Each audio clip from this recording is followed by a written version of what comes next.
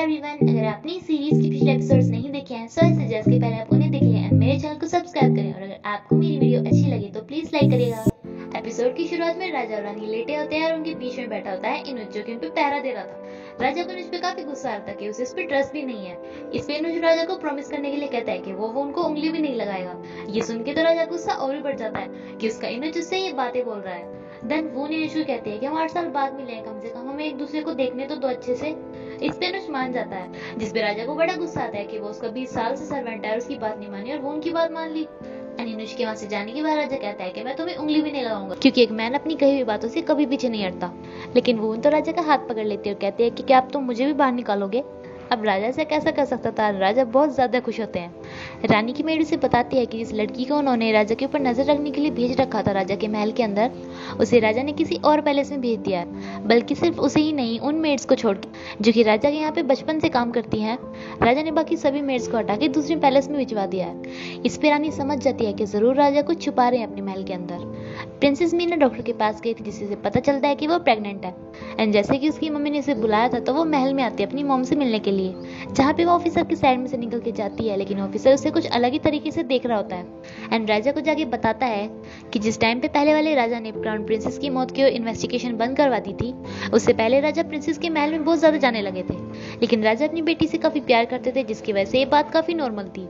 लेकिन वो उनको पता था कि वो क्यों जाया करते थे। ऑफिसर बताता है कि इस सब के बाद राजा ने एकदम से दूसरी क्राउन प्रिंसेस को सेलेक्ट कर लिया आपसे शादी करने के लिए, वो भी बिना किसी सिलेक्शन प्रोसेस के। और इससे भी इंटरेस्टिंग बात ये थी कि रानी दुआगर ने भी प्रिंसेस मीना के महल में जाना स्टार्ट कर दिया था काफी ज्यादा। राजा ने अपने ऑफिसर को उस मंथ के ऊपर भी इन्वेस्टिगेट करने के लिए कहा था, जो कि नोकियोंग ने यूज किया था युनवो के ऊपर, जिस पे ऑफिसर बताता है कि इस मंथ से किसी को मारने के लिए उस जगह पे एक ऐसी लड़की का होना जरूरी है जो कि किसी चीज को बहुत ज्यादा शिद्दत से चाहती हो और उस चीज को पाना चाहती हो। रानी दुआगर की कही हुई बात को याद करता है कि उसकी पापा ने सच वजह से छुपाया है, तो इसका पीछे कोई ना कोई रीजन जरूर होगा। एंड ऑफिसर ये कह रहा था कि राजा प्रिंसेस के महल में ज्यादा जाने लगे थे एंड राजा की समझ में नहीं आ रहा था कि प्रिंसेस मीना ही क्यों। मीना महल में अपनी मम्मी से मिलने के लिए आती तो है, बट उसने ये बात अब तक यूं को भी नहीं बताई थी, इसलिए वो महल में रहना नहीं चाहती थी। इसलिए उसके जाने से पहले रानी उसे अपने भाई से मिलने के लिए कहती है। राजा याद करता है कि उसके पापा ने सॉरी बोला था कि वो उसकी वाइफ को बचा नहीं पाए, लेकिन राजा ने कहा था कि तुम बहुत स्मार्ट और क्लेवर हो, तुम बाद में जान ही लोगे कि आखिर सच क्या था। बस तुम मेरी बात को याद करते हुए उन लोगों को बख्श देना जिन्हें मैं प्रोटेक्ट कर रहा हूँ। प्रिंस ये बात समझ में नहीं आया था कि उसके पापा क्या कह रहे हैं, लेकिन राजा कहता है कि एक राजा की पोजीशन बहुत ज्यादा अकेली होती है, जहाँ पे महल में हर जगह उसके दुश्मन होते हैं, बल्कि उसके खुद के खून के रिश्ते भी, इसलिए प्लीज उन्हें माफ कर देना। राजा को जब तक समझ में नहीं आया था कि वो कौन है, तभी राजा की याद आता है कि उसकी बहन उसकी टीचर को कितना ज्यादा चाहती थी। राजा उस टाइम को याद करते हैं जब उनके पापा ने प्रिंसेस की शादी यूं के साथ तय कर दी थी, जिसपे प्रिंस ने उन्हें बहुत ज्यादा मना की थी, क्योंकि इससे उसका टैलेंट हमेशा के लिए दबा रह जाता एंड वो बस एक प्रिंसेस का हस्बैंड बन के रह जाता। लेकिन राजा उस पर काफी गुस्सा होता है और उसे अपने साथ चलने के लिए कहता है। अंदर जाके उसे कहता है कि तुम अपनी फीलिंग्स सबके सामने कैसे बता सकते हो कि तुम यूं के लिए सॉफ्ट कॉर्नर रखते हो।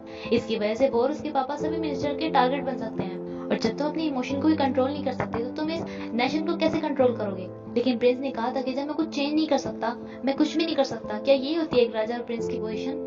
लेकिन राजा ने उसे कहा था कि तुम जितना ज्यादा किसी को प्रोटेक्ट करने की कोशिश करोगे तुम उतने ही ज्यादा खोओगे।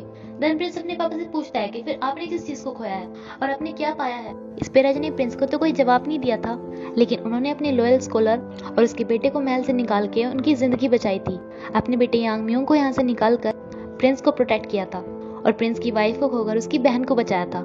लेकिन राजा कहता है कि अगर ऐसा है तो जो सही होगा मैं उसे अपनी जान पर खेलकर भी बचाऊंगा, लेकिन अगर वो गलत है तो मैं अपना सब कुछ गेन किया हुआ भी गिव अप करने के लिए तैयार हूँ और मैं एक ऐसा ही जोशियन क्रिएट करूंगा। राजा ये सब सोच रहा होता है कि उसका पास्ट आके उसे कहता है कि तुम भूल गई कि तुमने क्या डिसीजन किया था और तुम्हें अब क्या करना चाहिए। तभी मीना राजा से मिलने के लिए आ जाती है, जो कि राजा से काफी अच्छे से बात कर रही थी। लेकिन जब राजा कहते हैं कि क्या तुम यूं को इतना ज्यादा चाहती थी कि तुमने इतनी ज्यादा बुरी चीज की, तो ये सुनकर मीना के तोते उड़ जाते हैं। एंड राजा कहता है कि तुम क्राउन प्रिंसेस की डेथ में अपने आप को कैसे इन्वॉल्व कर सकती हो। इस पे मीना एकदम से डर के बोलने लगती है कि आप चाहे मुझे पनिश कर दीजिए, बट मेरे हस्बैंड को इस बारे में कुछ मत बताना, वरना वो मुझसे बहुत ज्यादा नफरत करेंगे। राजा काफी गुस्से में कहता है कि तुम्हें पता भी है तुम्हारी इस गलती की वजह से कितना बड़ा तूफान आ गया है। एंड मीना कहती है कि मुझे पापा ने बिल्कुल यही वर्ड्स बोले थे। राजा को भी जब पता चला था तो उन्होंने मीना को बहुत ज्यादा डांटा था कि उसने ऐसा क्यों कर दिया, लेकिन मीना को रानी दुआगर ने सिर्फ वहाँ पे खड़े होने के लिए कहा था, उसे ये नहीं बताया था कि इससे यूनू की जान चली जाएगी, क्योंकि रानी दुआगर को वहाँ पे सिर्फ एक ऐसी लड़की की जरूरत थी जो कि किसी चीज को शिद्दत से चाहती हो और उसे पाने की बहुत ही ज्यादा चाहत रखती हो। राजा अपनी बेटी से बहुत ही ज्यादा प्यार करते थे, जिसपे अब वो इसे ये बात किसी और को बताने से मना कर देते हैं। ये बात वो अपने भाई से भी कहती है कि उसे नहीं पता था कि वो मर जाएगी, बल्कि उसे तो ये तब पता चला जब वो शादी करने के बाद ह्यूयम के घर पे गई और उसने ह्यूयम को अपनी बहन के लिए रोते हुए देखा। राजा कहते हैं कि पापा ने भी गुनाह किया, लेकिन तुमने उससे भी ज्यादा बड़ा गुनाह किया, जिसकी वजह से चीफ स्कॉलर की मौत हो गई। 죽을 죄를 지었다. 내게도 여론한 죄 무엇을 다 갚을 셈이야. लेकिन ये सब के बाद भी कहते हैं कि चाहे मुझे कितनी भी पनिशमेंट दे ले, लेकिन अगर मैं पास में जाके मुझे दुआ से चूज करने का मौका मिले तो मैं दोबारा फिर से ह्यूयम को ही चूज करूंगी और मुझे उनकी चूज करने पे फैसले पे कोई रिग्रेट भी नहीं होगा। इस बात को सुनकर तो राजा बोल देता है कि मैं तुम्हें अबेंडन कर दूंगा, लेकिन जब मीना कहती है कि आप मुझे अबेंडन कर देना बट मेरे हस्बैंड और मेरे होने वाले बच्चों को मत करना, तब राजा चुप हो जाता है ये सुन के। एंड जब मीना वहां से चली जाती है तो राजा बहुत ज्यादा रोता है। मीना घर पे जाके ह्यूयम को ये बात बताती है कि वो प्रेग्नेंट है, जिसपे ह्यूयम बहुत ज्यादा खुश हो जाता है, लेकिन मीना उसे आज सच बताना चाहती थी लेकिन वो बता नहीं पा रही, जिसपे उसे रोना आ जाता है। एंड ह्यूयम को लगता है कि वो बस शर्मा रही है, जिसपे उसे हक कर लेता है। दूर से ये सियोल देख रही होती है, जो कि सब कुछ देख के जब वापस घर जाती है तो वहाँ पे जांगशील बैठी होती है, जिसे अचानक से एकदम कुछ हो जाता है। एंड वो कहती है कि उसको एक बेटा होगा जो कि अपने पापा की तरह ही स्मार्ट और इंटेलिजेंट होगा और राजा के लिए एक इम्पोर्टेंट पर्सन बनेगा। ये सुन के सियोल बैठ के रोने लगती है। एंड जब जांगशील अपने दोबारा से होश में आती है तो वो सोचते हैं कि पता नहीं उसने ऐसा क्या बोल दिया जो सियोल रो रही है। एंड नोक्योंग सियोल को डांटती है कि वो दोबारा से जहाँ पे क्यों चली गई जब उसने उसे मना कर रखा है, लेकिन सियोल कहती है कि आपको मुझे ये सब नहीं बताना चाहिए था। मास्टर को एक ऐसी लड़की से शादी करनी पड़ी जिन्होंने उसकी बहन को मार दिया। नोक्योंग उसे चुप रहने के लिए कहती है, लेकिन सियोल को ह्यूयम और उसकी बहन यूनू के लिए बहुत ज्यादा बुरा लग रहा था। राजा से उन बाहर आने की परमिशन मांगती है, लेकिन राजा उसे मना कर देता है क्योंकि अब वो उसे फेस नहीं कर पा रहा था, क्योंकि राजा ने उसे प्रॉमिस किया था कि वो उन लोगों को जरूर पकड़ेगा जिसका हाथ था उसकी मौत में। एंड वो कहती है कि यही वो वजह थी जिसकी वजह से मैंने आपको नहीं बताया था। राजा वो उनसे पूछता है कि उसे क्या करना चाहिए, जिसपे वो कहती है कि आपको ये सब कुछ छुपा देना चाहिए, क्योंकि मेरे भाई को ये जानकर बहुत ज्यादा बुरा होगा, उन्हें बहुत ही ज्यादा बुरा लगेगा। लेकिन राजा कहता है कि तुम सिर्फ अपने भाई के बारे में क्यों सोच रही हो, तुम मेरे बारे में क्यों नहीं सोच रही, जिसे सबकी वजह से किसी और के साथ शादी करनी पड़ी और अब मुझे उसी के साथ जाना पड़ रहा है। 그런 나는 가엾지 않은 것이요. 그런 그대는 가엾지 않은 것이요. इसके बाद राजा रानी दुआगर के पास जाता है और उन्हें पॉलिटिक्स छोड़ के किसी और महल में जाने के लिए कहता है, लेकिन रानी दुआगर ऐसा कैसे कर सकती थी, वो पॉलिटिक्स से दूर कैसे रह सकती थी। इस पर राजा कहता है कि या तो मैं अब मेरी बात मान के दूसरे पैलेस में चले जाएं वरना अपना गुनाह कबूल कर लें। रानी कहती है कि ऐसा क्या गुनाह किया है मैंने जो तुम मुझे यहाँ से भेज रहे हो। इस पर राजा कहता है कि आपने ग्रांड प्रिंसेस को मारने का जुर्म किया है, वो भी अपनी ग्रैंड डॉटर का यूज करके। रानी राजा से इसका सबूत मांगती है, जिसपे राजा कहता है कि मुझे मेरे पापा की तरह कंफ्यूज करने की कोशिश मत कीजिए, आप ये मत सोचिए कि अब मैं आपको अपनी दादी समझ के पनिश नहीं करूंगा। रानी कहती है कि तुम्हें ये नहीं पता कि तुम्हें मेरी अब भी जरूरत पड़ेगी, लेकिन राजा कहता है कि कल को आप महल से चले जाना और हेल्दी रहना वहाँ पे। रानी को उससे बहुत ज्यादा गुस्सा जाता है। राजा वहां से जा रहा होता है कि पीछे से रानी चिल्ला चिल्ला कर कहने लगती है कि तुम्हें नहीं पता ये थ्रोन तुम्हें मैंने दिलाई है, मैंने तुम्हें इस थ्रोन पे पहुंचाने के लिए ना जाने क्या क्या किया है। एंड वो इतना जोर लगा के चिल्लाने की वजह से वहीं पर ही बेहोश होकर गिर जाती हैं, जिन्हें उठाने के लिए फिर बहुत सारी मेड्स आती है, लेकिन राजा को इस सबसे कोई फर्क नहीं पड़ रहा था। मिनिस्टर को ये बात काफी ज्यादा बुरी लग रही थी, क्योंकि भले ही राजा ने रानी दुआगर को एक ट्रिप का नाम देकर वहां पे भेजा हो, लेकिन ये लात मार के भगाने से कम नहीं था। और अब मिनिस्टर को भी काफी ज्यादा डर लग रहा था कि अगला नंबर उनका ही होगा, लेकिन मिनिस्टर ऑफ इंफीरियर ने अभी अपने हुक्म का इक्का नहीं यूज किया था। यांग म्यूंग ने ये सोच लिया था कि वो अपने भाई के लिए अपने भाई और वो के बीच में नहीं आएंगी, बट इस टाइम उसकी मॉम, जो कि हमेशा अपने बेटे से पहले राजा की खुशी के बारे में सोचा करती थी, वो यांग म्यूंग को कहती है कि अब से जो तुम चाह करोगे तुम वो करा करना, दूसरों के बारे में सोचना तुम छोड़ दो अब। एंड अपनी मॉम से ये बातें सुनते ही यांग म्यूंग जाता है उन लोगों के पास जो कि हमेशा उसके पीछे भागा करते थे उसके सपोर्ट के लिए, जो कि उसे राजा बनाना चाहते थे। एंड वो हमेशा ही उसके घर के बाहर उसका वेट किया करते थे। एंड इस टाइम यांग म्यूंग पहली बार उन्हें अपने घर के अंदर इन्वाइट करता है। इन सभी लोगों को इस बात की टेंशन थी कि राजा एक हाई को प्रोड्यूस करने के एबल नहीं है, जो कि इनके भविष्य और इनके देश के भविष्य के लिए अच्छा नहीं था, इसलिए यांग म्यूंग को अपना राजा बनाना चाहते थे। लेकिन यांग म्यूंग कहता है कि अभी इतना टाइम कहाँ हुआ है, अभी तो राजा यंग है।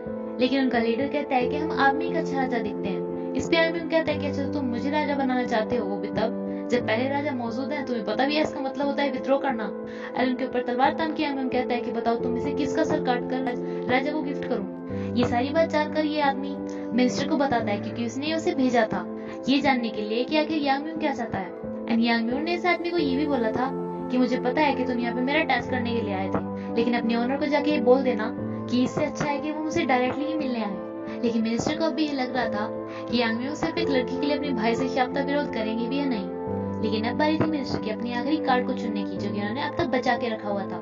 रानी देखती है कि उसकी मोम अपनी भतीजी को अपने साथ लेके आई है। रानी महल में काफी अकेला महसूस करती थी, इसलिए उसके साथ महल में रहने के लिए एंड उसे इस बच्ची को लाने के लिए मिनिस्टर ने कहा था, जो कि से पूछता है कि इसे महल में आके कैसा लगा।